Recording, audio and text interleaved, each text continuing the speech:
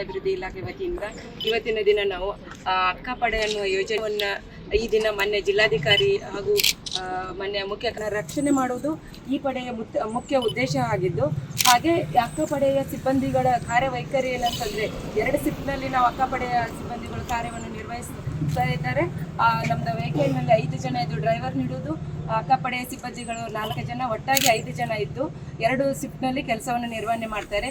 ಜನದಟ್ಟಣೆ ಇರುವಂಥ ಪ್ರದೇಶಗಳಲ್ಲಿ ಮತ್ತು ಕಾಲೇಜ್ಗಳಲ್ಲಿ, ಸ್ಕೂಲ್ಗಳಲ್ಲಿ ಮತ್ತು ಮಹಿಳಾ ಹಾಸ್ಟೆಲ್ಗಳಲ್ಲಿ, PG ಹತ್ತಿರ ಏನಾದ್ರೂ ಅವಘಡ ಸಂಭವಿಸಬಾರದು, ಏನಾದರೂ ಅನಾಹುತಗಳಾಗಬಾರ್ದು, ದೌರ್ಜನ್ಯ ಆಗಬಾರ್ದು ಅನ್ನೋ ಉದ್ದೇಶದಿಂದ ಈ ಅಕ್ಕಪಡೆಯನ್ನು ಜಾರಿಗೆ ತರಲಾಗಿದೆ.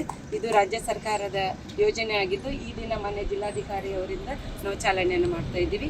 ಈ ಕಾರ್ಯಕ್ರಮಕ್ಕೆ ಆಗಮಿಸಿರುವಂಥ ಮೊನ್ನೆ ಜಿಲ್ಲಾಧಿಕಾರಿ ಮೇಡಮ್ ಅವರಿಗೂ, ಮೊನ್ನೆ ಮುಖ್ಯ ಕಾರ್ಯನಿರ್ವಹಣಾಧಿಕಾರಿಗಳಿಗೂ ಹಾಗೂ SP ಸಾಹೇಬರವರಿಗೂ ನಾನು ತುಂಬು ಹೃದಯದ ಸ್ವಾಗತವನ್ನು ಬಯಸುತ್ತೇನೆ.